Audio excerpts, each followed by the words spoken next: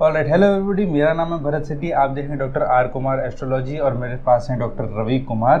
And आज हम इनसे थोड़ा बहुत इनके क्वेश्चंस पूछने वाले हैं, इनसे थोड़ा सा इंटरव्यू टाइप करने वाले हैं। तो डॉक्टर साहब रेडी हैं आप? बिल्कुल बिल्कुल। ऑलराइट, तो डॉक्टर साहब हम सब जानते हैं कि इन्होंने डॉक्टरी कर रखी है, एस्ट्रोलॉजी में इनका फोटो एस्ट्रोलॉजी है, साथ में ये हमारे मेडिकल जो है प्रैक्टिशनर भी रह चुके हैं डॉक्टर साहब। एंड काफ़ी मतलब इनका जो मेडिसिन लाइन में काफ़ी मतलब वाइड रेंज इन्होंने कवर किया है एंड साथ में मास्टरी भी है। तो डॉक्टर साहब मैं ये पूछना चाहूँगा कि कभी आपको कुछ ऐसा रह गया मलाल कि ये चीज़ रह गई यार, ये चीज़ में और मुझे आगे करना था? नहीं, ऐसा कुछ नहीं है actually. Right from the beginning मेरे फादर का एक कॉन्सेप्ट था कि अगर हम कुछ बन जाएं तो हम चैरिटी करें। तो अब आज की डेट में चैरिटी करना इतना इजी नहीं है, क्योंकि आजकल चैरिटी करने के लिए भी आपको एक लेवल तक आना पड़ता है। बहुत बड़े लेवल पे आके ही आप चैरिटी कर सकते हैं, छोटे लेवल पे चैरिटी करना बहुत मुश्किल है। पर ये नहीं है कि छोटे लेवल पे आप चैरिटी नहीं कर सकते। हम करते हैं, हम बहुत रेगुलरली करते हैं, छोटे लेवल पे भी करते हैं, जिनकी हेल्प कर सकते हैं करने की कोशिश करते हैं। तो ये एक मलाल है कि अगर कभी ग्रो कर गए तो एक अच्छे लेवल पे चैरिटी करेंगे, बाकी ऐसा कोई मलाल नहीं है। डॉक्टर साहब कभी कभार ऐसा होता है जैसे हम एक उम्र के पड़ाव में होते हैं, वहाँ पर रास्ते होते हैं, ये रास्ता चूज़ करना है, ये रास्ता चूज़ करना है, मतलब बहुत सारे रास्ते होते हैं। अब हम उस रास्ते पे चलते हैं जो भी चूज़ किया, पीछे मुड़ के देखते हैं यार इस रास्ते बहुत आगे आ गया हूँ कि पीछे जा सकूँ, और ये रास्ता का मुझे आगे जाते हुए कहीं एंड समझ नहीं आ रहा है। ऐसा कभी आपके साथ हुआ? नहीं, आई वॉज लकी। इनफैक्ट मैं इस मामले में अपने आप को लकी बोलूँगा कि मैं जो भी मैंने प्रोफेशन पकड़ा या लाइन पकड़ी, तो मेरे को उसमें ऐसा कोई डेड एंड नहीं नज़र आया। और आज भी मैं चल रहा हूँ तो मुझे कोई ऐसा डेड एंड नहीं नज़र आ रहा। इस मामले में मैं लकी हूँ। पर हाँ, मैं लोगों को एक बात कहूँगा, क्योंकि आज जो एक्चुअली पीरियड है, टाइम है, काल है जिसको हम बोलते हैं, आज का समय है, ये बहुत ज़्यादा कॉम्पिटिटिव नहीं बल्कि ओवर कॉम्पिटिटिव हो गया है। तो अपने बच्चों को एक चीज़ ज़रूर कहना चाहूँगा कि आप एक स्टेपनी ज़रूर रखें। जैसे गाड़ी में एक स्टेपनी होती है, उसी तरह से एक स्टेपनी ज़रूर रखें। ये आदमी ज़रूरी नहीं हर आदमी लकी हो कि जो वो चाहता है उसे मिल जाए, या जो वो चाहता है वो कर ले। अगर आप एक स्टेपनी रखेंगे तो कम से कम ये है कि अगर ये फील्ड में आप नहीं आगे बढ़ पा रहे तो दूसरी फील्ड में बढ़ सकते हैं। ये ऑप्शन रखना बहुत ज़रूरी है, क्योंकि आजकल एक वक्त ऐसा आ गया है कि आप अगर टोटल कंसंट्रेट करके चलेंगे 90% तो सक्सेसफुल हो जाते हैं, लेकिन 10% नहीं भी होते हैं, तो उसमें प्रॉब्लम तो आती ही आती है। और ये बच्चे वहाँ पे जाके डिप्रेस हो जाते हैं, अलग अलग तरह की प्रॉब्लम्स आ जाती हैं, सुसाइडल टेंडेंसीज आती हैं। तो ये सारी चीज़ों को अवॉइड करने के लिए आप हमेशा, और मैं पेरेंट्स को भी यही बोलूँगा कि एक ऑप्शन ज़रूर रखें। जैसे आप एक यूनिवर्सिटी के साथ दूसरी यूनिवर्सिटी का ऑप्शन रखते हैं, तो जैसे एक प्रोफेशन के साथ दूसरे प्रोफेशन की कम से कम दिमाग में रखें, उसके लिए थोड़ी सी तैयारी करें, ताकि अगर एक चीज़ में आप कामयाब नहीं हो सकते तो सेकंड चीज़ में आप कामयाब हो जाओ। बिकॉज आजकल तो देखो, प्रोफेशन कोई भी हो, कामयाबी मिलती है अगर आपका कंसंट्रेशन, आपकी डिवोशन उस पर्टिकुलर फील्ड की तरफ प्रॉपर है। तो सर डॉक्टर साहब, अगर मैं पूछूं एज अ काउंसलर, आपके पास बहुत सारे लोग अपनी परेशानी लेके आते होंगे, तो आप में उनमें से कोई ऐसा चीज़, कोई ऐसी गड़बड़ी, कोई ऐसा डर या ऐसी कोई गलती जो आप देखते हो हर एक में कॉमन है एंड वो आप हमेशा कहते हो कि यार इस चीज़ से बच के रहो? देखिए, जो कॉमन वाली बात है ना, देखो प्रॉब्लम पता है क्या है कि आजकल लोग बड़े पैशनेट हो गए हैं, ठीक है, लेकिन वो उस पैशन के लिए उतनी डिवोशन नहीं देना चाहते। चाहता तो हूँ मैं फलानी चीज़ को पालूँ, ठीक है, लेकिन उसके लिए जो मेहनत करनी पड़ेगी उसके लिए मैं तैयार नहीं। तो पैशनेट होना बुरा नहीं है, जो कॉमन आजकल देखा जाता है, पैशनेट होना बुरा नहीं है। और सेकेंडली क्या है, जो आजकल जो मैं मिस्टेक देखता हूँ, चाहे वो पेरेंट्स में भी मैं देखता हूँ और बच्चों में भी देखता हूँ, हम हर चीज़ को ना एवेल्यूएट और कैलकुलेट करने की बड़ी कोशिश करते हैं। ये कोई वो नहीं है कि आपने मुझे 101 रुपये का सगन दिया, आपके घर आया तो आपने मुझे वापस आके 101 रुपये का सगन दिया। आपकी मेहनत वो चीज़ नहीं है। आप शायद मेरी बात को मैं और क्लैरिफाई करूं कि आज के पेरेंट्स भी ना ये देखते हैं कि इस बच्चे ने इतना टाइम दिया, एफर्ट दिया तो आउटकम आने ही चाहिए। मतलब इतने प्रैक्टिकल हो गए हैं कि हमने इतना पैसा लगाया तो उस चीज़ से हमें ये चीज़ मिलनी चाहिए। ये चीज़ें पॉसिबल नहीं है प्रैक्टिकल टर्म्स में। ये कैलकुलेशंस आपकी 35 से 50% तक तो ठीक होती है, उससे ज़्यादा ठीक नहीं होती। तो बाकी 50% कहाँ जाएंगे? दूसरी बात, हम जो चीज़ें कैलकुलेट करते हैं ना, वो उनके हमारी कैलकुलेशन गलत है।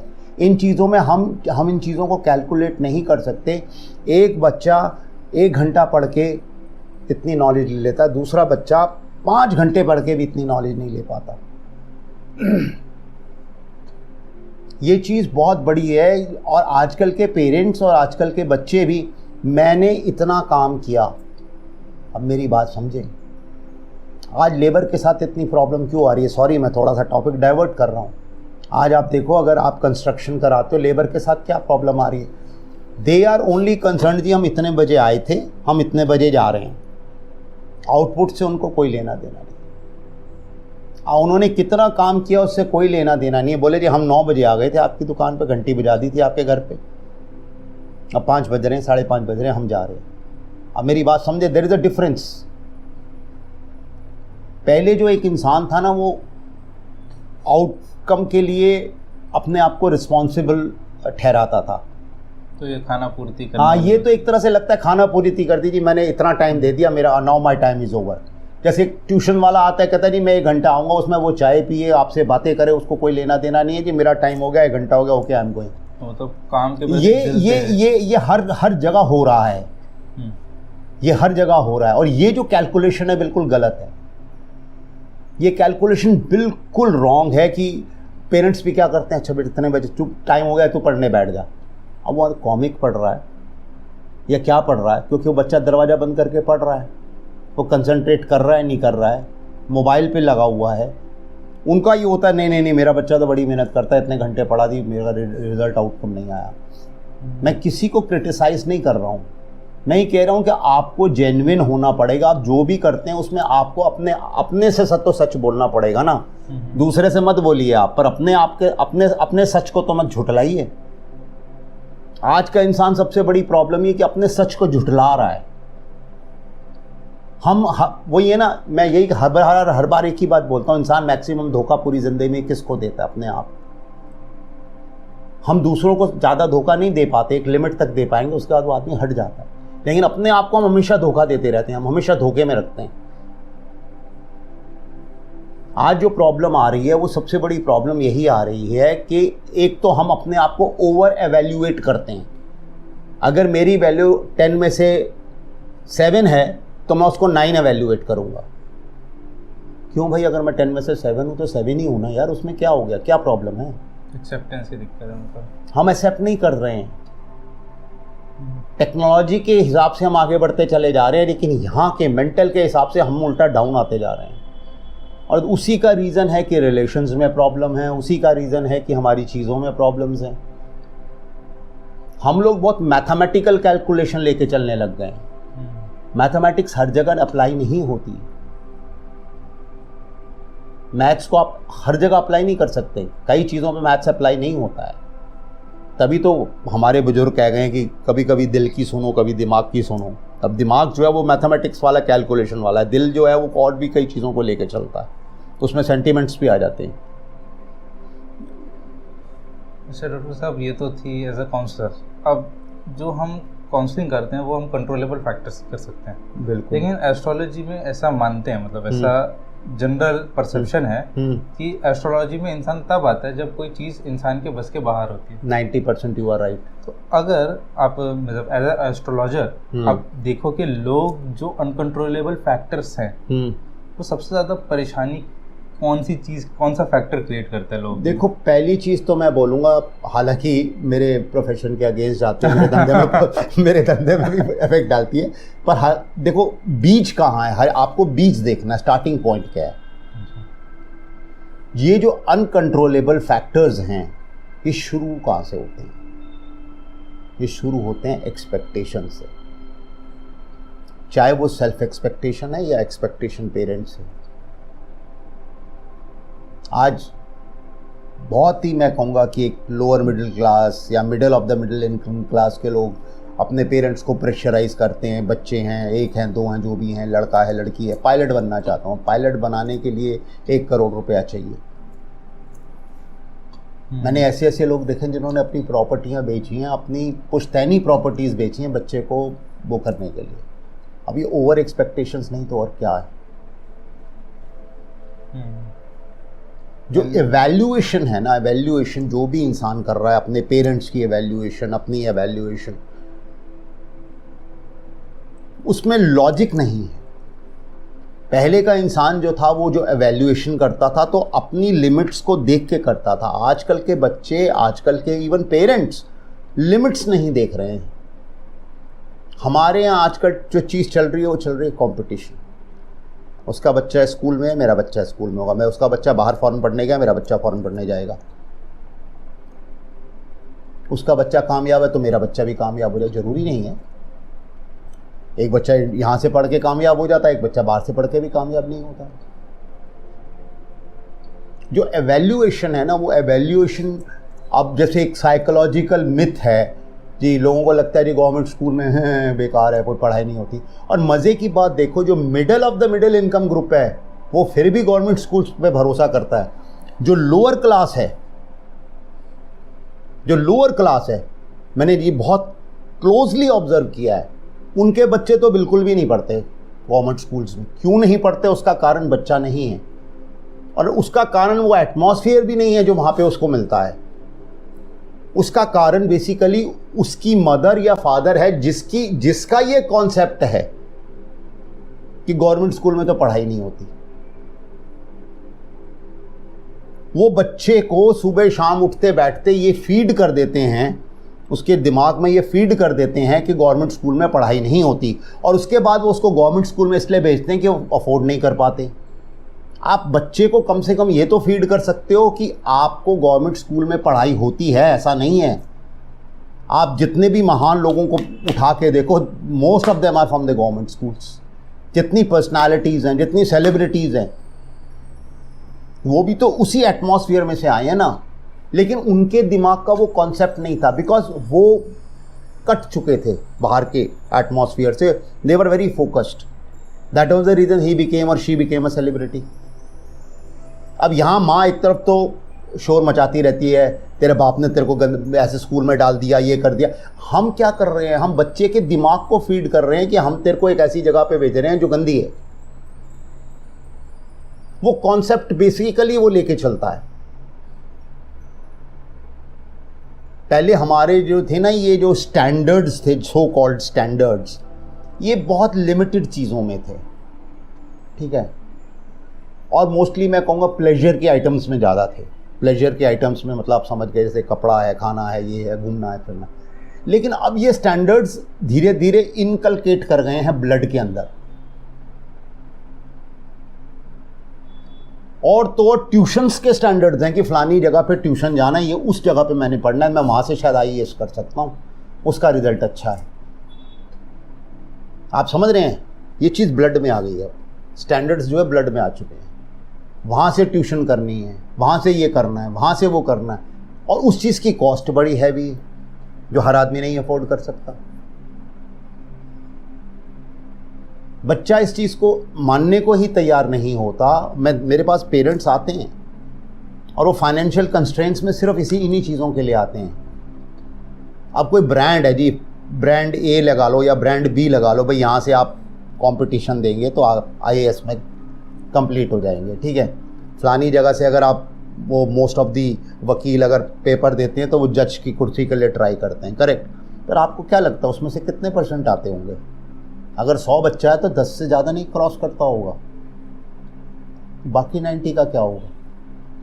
बाकी 90 वही लूप। उन्होंने जो कॉस्ट तो उन्होंने भी उतनी दी ना, ये तो नहीं कि उन 10 ने ज़्यादा कॉस्ट दी है। अगर उन 10 के पेरेंट्स ने कहीं कैसे कैसे करके पैसे जोड़े किए तो बाकी 90 के भी पेरेंट्स ने भी तो कैसे कैसे करके पैसे जोड़े हैं। प्रॉब्लम क्या है? आज हम सामने वाले की लिमिटेशन को एक्सेप्ट ही नहीं करना चाहते। आज ये कॉन्सेप्ट एक साइकोलॉजी बन गई है, मुझे ये चाहिए तो चाहिए। वो चाहे औलाद है, चाहे बीवी है, चाहे कोई और है, या फ्रेंड्स हैं। मुझे जो चाहिए वो चाहिए। आप वो अफोर्ड कर सकते हैं, ये वर्ड कह लो, या आप ये कह सकते हो आपके लेवल में है या नहीं है, इस चीज़ का कोई लेना देना नहीं। आज जो बेसिक हमारे समाज में प्रॉब्लम आ रही है वो ये है कि हमें अपनी लिमिटेशंस से मतलब है, हमें किसी दूसरे की लिमिटेशन से कोई मतलब नहीं है।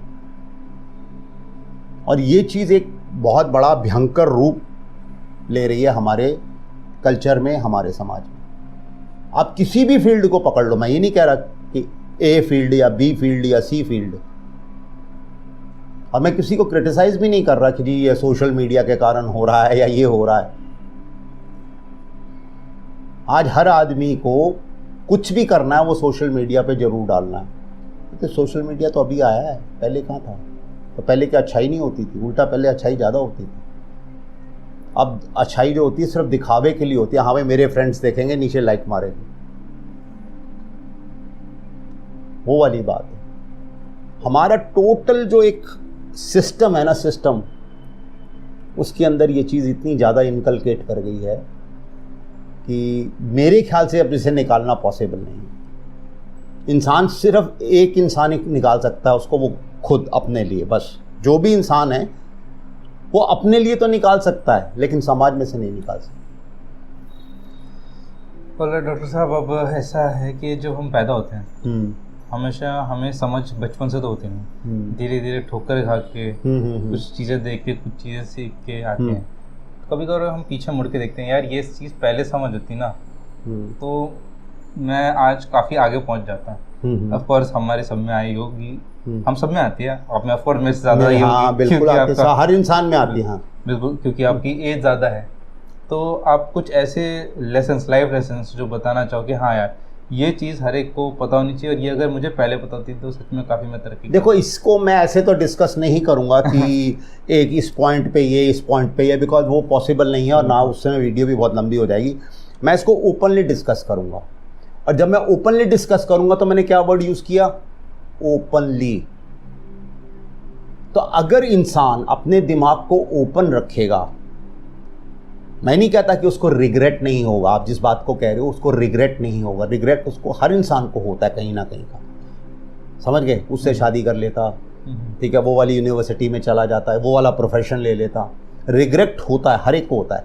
लेकिन अगर आप अपने दिमाग को ओपन रखेंगे, अगर आप अपने दिमाग को ओपन रखेंगे तो आपको उतने रिग्रेट्स कम होंगे। ओपन रखने का मतलब ये है कि आप अपना पॉइंट ऑफ व्यू को जैसे एनालाइज करते हैं, अगर आप सामने वाले के पॉइंट ऑफ व्यू को भी वैसे एनालाइज करेंगे तो कभी कभी वो आगे आने वाले रिग्रेट से आप बच सकते हैं। पहले ज़माने में उल्टा रिग्रेट्स कम होते थे, आजकल डे बाय डे रिग्रेट्स बढ़ते चले जा रहे हैं। क्यों? क्योंकि हम अपनी मनवाते हैं, क्योंकि हम अपनी जिद करते हैं, हम अपने पेरेंट्स से अपनी बात मनवाते हैं, आज का जो वो है, और उनको एक्सपीरियंस ज़्यादा होता है। तो ऑब्वियसली उनका जो व्यू पॉइंट होगा या दृष्टिकोण होगा, वो खड़े हैं 11th फ्लोर पे, जहाँ से उनको कितनी बड़ी सिटी नज़र आ रही है। आप खड़े हो 2nd फ्लोर पे, आपको बस यहाँ तक नज़र आ रहा है। भाई उनका जो लाइफ स्पैन है वो ज़्यादा है ना आपसे, उनका एक्सपीरियंस ज़्यादा है आपसे। मैं ये नहीं कहता कि आप उनकी बात मानो, मैं ये कहता हूँ आप ओपन माइंडेड होके जो पॉइंट वो देते हैं कम से कम उसको एनालाइज तो करो। भाई उन्होंने ये पॉइंट दिया है, आपके ग्रैंड पेरेंट्स हैं, आपके पेरेंट्स हैं, आपके कुछ रिलेशंस में इतने समझदार लोग होते हैं, क्योंकि वो जो बात कहते हैं ना, अगर आप उसको, आप किसी भी चीज़ को आप ओपन माइंडेडली लोगे तो उतने लाइफ के आपके रिग्रेट्स कम होते चले जाएंगे। हमारे रिग्रेट्स इसलिए कम हैं कि हमने लोगों की बात मानी, और जहाँ नहीं मानी वहाँ हमारे भी रिग्रेट्स हैं। अगर वो बात हम बड़ों की मान लेते तो शायद आज वो रिग्रेट्स हमारे पे भी नहीं होते। हमारी जनरेशन से तो चेंज शुरू हुआ है, अब तो बहुत ज़्यादा हो गया, लेकिन चेंज तो हमारी जनरेशन से ही शुरू हुआ है ना। तो वो रिग्रेट्स रह गए हमें, क्योंकि हमने उनकी बात नहीं मानी या उस टाइम पे वो काम नहीं किया। आप जितना ओपन माइंडेड रहेंगे, आप जितना चीज़ों को एनालाइज करेंगे उनके पॉइंट ऑफ व्यू से, अपने पॉइंट ऑफ व्यू से नहीं, अपने पॉइंट ऑफ व्यू से आप एनालाइज कर ही नहीं पाएंगे किसी चीज़ को। आप उसका पॉइंट ऑफ लीजिए, उसको तब एनालाइज करिए, तब आपको बहुत कम रिग्रेट्स रहेंगे लाइफ में।